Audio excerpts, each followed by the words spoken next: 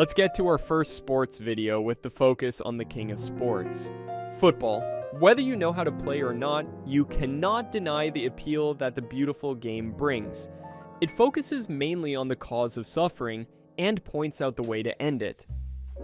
There will be two teams competing on a rectangular field, 22 people fighting over one ball, and each side will try to get the ball into the opponent's goal. The team that scores more goals within a certain amount of time wins. You can score with any part of your body: left foot, right foot, middle leg, stomach, chest, your hand if you're Maradona, your shoulder or head, or even with faith and hope. Before we learn more about professional football, the childhood of most boys is tied to the beautiful game. A kid's football match is quite similar to the adult version. Although the goal isn't 7 meters wide but just stretches from this sandal to that one. The height of the goal depends entirely on the size of the goalie. Then hell will cease to exist. From the community center to the parking lot or any empty plot of land. Anywhere that's flat is good enough to play even your TV or computer screen. The ball can be made from all sorts of materials, the best being leather. When we were kids, the number of players didn't matter as long as both sides were even. We'd divide into positions like the goalkeeper,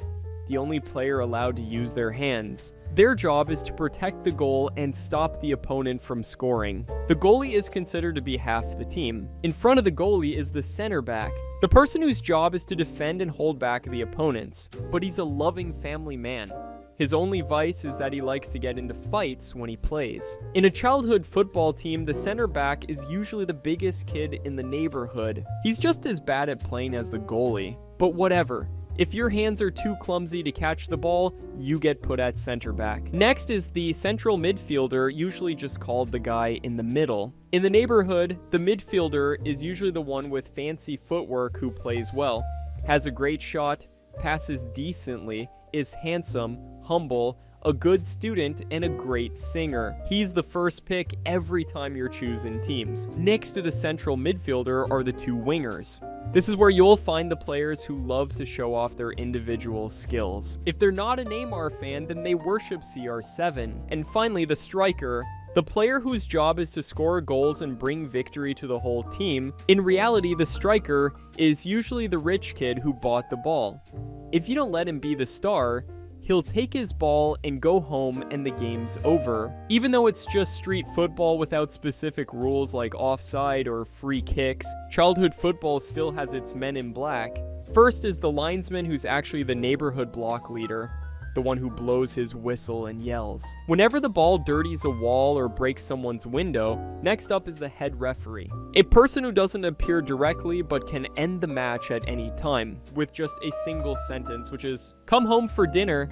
That's right. The game would usually start after the whole gang got out of school or on a day off, and it would end when one of the guys got called home by their parents. But the whole gang always played with so much passion and energy, no matter the weather. Whether it was sunny, rainy, stormy, or even flooded, nothing could stop the passion of those young players. Even though the space we had to play in was pretty limited, but it's still a beautiful part of everyone's childhood memories. When they grow up, many people still hold on to their passion for football. But not everyone knows that football has been around for thousands of years. According to the internet, the Chinese were the first people to play football. The sport was called kuju.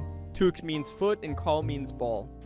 So tukao means to kick a ball with your feet. According to Wikipedia, the game of football with rules similar to today's started becoming popular in the mid-19th century in English schools. The oldest known set of modern football rules was called the Cambridge Rules. However, some amateur teams formed on their own and created their own sets of rules. A prominent example was Chelsea FC. Having teams with different rules made it difficult to officiate each match. So to standardize the rules of football in 1863, the Football Association, or the FA for short, released the official laws for the king of sports. And they organized the first official football tournament named the FA Cup. Over hundreds of years of development, football has become the most captivating sport on the planet. Every place has its own name for it.